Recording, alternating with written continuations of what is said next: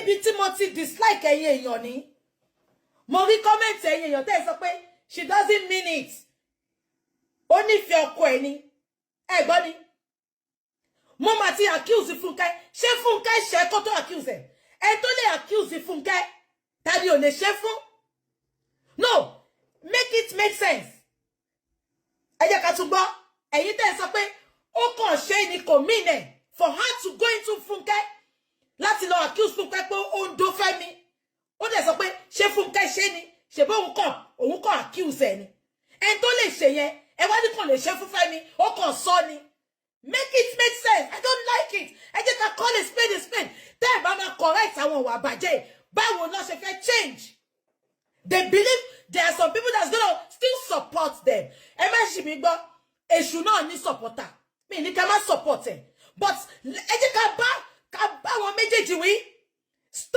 stop patronizing nonsense stop manipulating nonsense stop ẹ gbọ́ nǹkan tó sọ ni tó bá ṣe fáwọn bàbá ọkọ ẹ tó ń ṣe fún Fẹ́mi I don't care but ẹ gbọ́ ti Fúnkẹ́ ẹ jẹ́ ká tún gbọ́ ẹni sùúrù. Adúpẹ́ tí nǹkan bá yẹn tiẹ̀ ṣe. Ẹni tó ti náà kí ló Fúnkẹ́ ni? Ṣé mo ká Fúnkẹ́ ni? Irọ́ ni. Ṣé wẹ́n lọ? Ó ti náà kí ẹ̀ tó sáré pè mí tó ní ohun ọmọ máa ń kà. Mo ti ṣe fídíò sí mo ti sẹ́ǹdẹ̀ lórí direct message.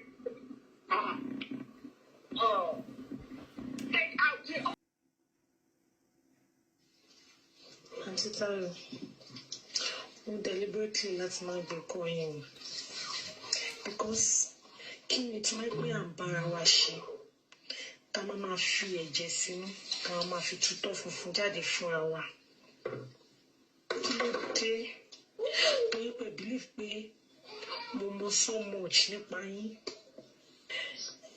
torí pé believe pé ti sọ so much nípa ṣé ẹ̀ṣẹ̀ ní bí mo ṣe sọ fún yín pé àkíní kan mú ní the only thing torí pé ti àwọn nǹkan tẹ́ ẹ sọ fún mi kí ni àwọn nǹkan tẹ́ ẹ sọ fún mi ẹ fẹ́ pa ọmọkọ yín ẹ fẹ́ ṣe kí lórúkọ yẹn ẹjọ́ tó ṣe ọ̀rọ̀ yẹn ṣó dùn gbọ́lé. èèyàn kan sọ pé kí ni Fẹ́mi ṣe tí girl yìí ṣe ń bínú báyìí because Fẹ́mi ń ṣe ṣìnà because Fẹ́mi ń ṣe ṣìnà ló ṣe ń bínú ẹ dẹ̀ má gbàgbé pé Fẹ́mi ò ń ṣe oníyàwó kan ó bá ń lé ni àbẹ́ gbọ́ mi ó bá ń lé ni obìnrin tó lè ṣe báyìí ó lè pa ọkọ. We are learning from this. We are not here to castigate her, but I will say it as it is. That is why I've been avoiding to interfere. Eri pé mo sọ̀rọ̀ sí marriage wọn. Voice note mo fẹ́ analyze. Because Fẹ́mi ṣe ṣìnà, ibi tẹ́ ti máa mọ̀ pé torí Fẹ́mi ṣe ṣìnà ló ṣe ń bàjà. Ẹ gbọ́ tó sọ pé ṣé òun ò lọ accuse Fúnkẹ́ ni? Ṣé Fúnkẹ́ ṣe ni? Why would she do that? That shows she's evil. She's not a good girl. Àwọn àpòrọ̀ ọmọ ni tako níní. Àwọn tó máa wòyàn tó dẹ̀ máa parọ́ mọ́ ẹ. Àwọn tó ní ṣe nǹkan kan tó dẹ̀ máa ní o ṣe.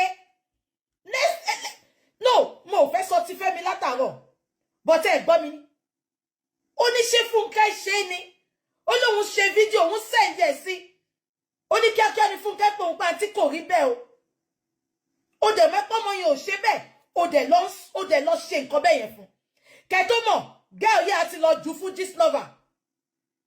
Ẹ gbogbo ìgbà tí Gistlover ń drag Fúnkẹ́. Ṣé ẹ mọ̀ bí girl yìí ló lọ send story fún Gistlover with fake profile. It can happen to anybody. I'm not here to mi ṣe Judge Judy. Kò kàn mí pé nìkan gbé voice note síta. Ìwọ tó fẹ́ kó gbé voice note ẹ síta ni I don't gossip. Nǹkan tí bá bẹ́ẹ̀ sọ gbé síta.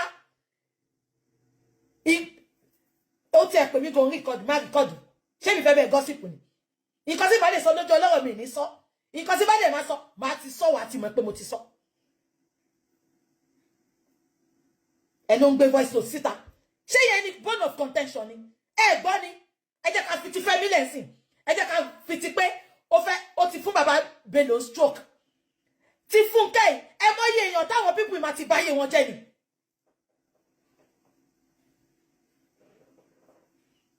Ẹ mọ̀ èèyàn táwọn people ma ti báyé wọn jẹ́ àbí Ọládùkà náà ó pẹ̀lú àwọn tó ń rànù Gistlover ni because mo mọ̀ pé Gistlover ti gbé kíní ẹ̀rí ṣe rántí few months ago ni tó ní Fúnkẹ́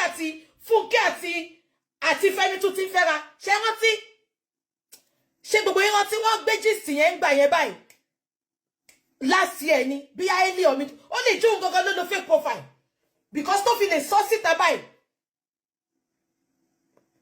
olóma creep odidi family ẹ̀yin kan lè sọ pé ìbínú ló fi sọ ẹ má máa ṣe báyìí náà mo wá rí téèyàn kan sọ pé Ọlọ́run máa bá wọn parí èṣù ni abẹ́yà wèrè ni mi ń tú yìgì lóòótọ́ ṣùgbọ́n mo ń sọ fún yín sẹ́ tí ọmọ yẹn àbí bọ̀dá yín tó bá múrú voice note wálé ìgbéyàwó tó ń fẹ́ ló sọ gbogbo kíní ẹ sọ fún mi ṣe máa ní kóyì máa fẹ́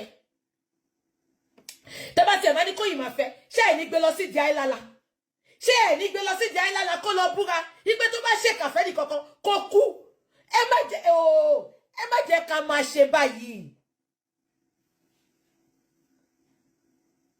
ẹ wá ní ó kàn sọ ni no ṣó kàn sọ ti Fúnkẹ́ náà ni mo ń bí yín ni ṣó kàn sọ ti Fúnkẹ́ náà ni agbágbó kàn sọ tàwọn bàbá Bello ti Fúnkẹ́ yẹn ṣẹlẹ̀ because àrísítórì yẹn lọ́dọ̀ Gistlover lóòótọ́ ìyẹn Aládùkẹ́ jẹ́ kí mi advice ẹ gbogbo pé kọ́ máa bẹ bàbá Bello pé o fẹ́ padà yẹn síbo wẹ́mi yìí dáadáa I don't give second chance because ẹni tó bá jà first chance tó tún gbà sínú ayé ẹ ó ń bọ̀ wá pa ẹni abẹ́ ẹ̀gbọ́n mi míṣọ́nù tí ò accomplish nígbà tẹ́jọ́ ọjọ́ rẹ̀ yẹn tẹ́ fi jà yẹn tó bá fún ní second chance tó bá fún ní second chance ẹni tó ti sọ pé I will cripple the family orúkọ tó protect yẹn máa bàjẹ́ ẹ jẹ́ ká máa bẹ̀rù Ọlọ́run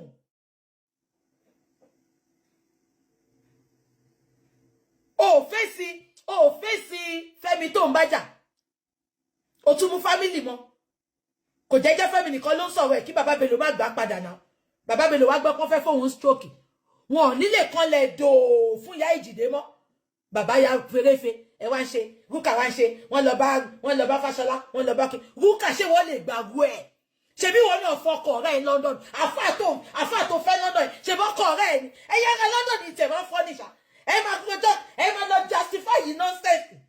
ẹ̀yin èèyàn wa ẹ mà ti gbọ́ àwọn ọ̀rọ̀ yìí tí arábìnrin tí ó wà nínú fídíò yìí sọ nípa Fúnkẹ́ Akíndélé àti òṣèrékùnrin Fẹ́mi Adébáyọ̀ látàrí ìjà tí ó ń lọ láàrin òun àti ìyàwó rẹ̀ lọ́wọ́lọ́wọ́ yìí ẹ ti gbọ́ bí arábìnrin yìí ṣe wá give opinion rẹ̀ kí ni ohun tí ẹ lérò lórí opinion arábìnrin yìí ẹ̀yin èèyàn wa.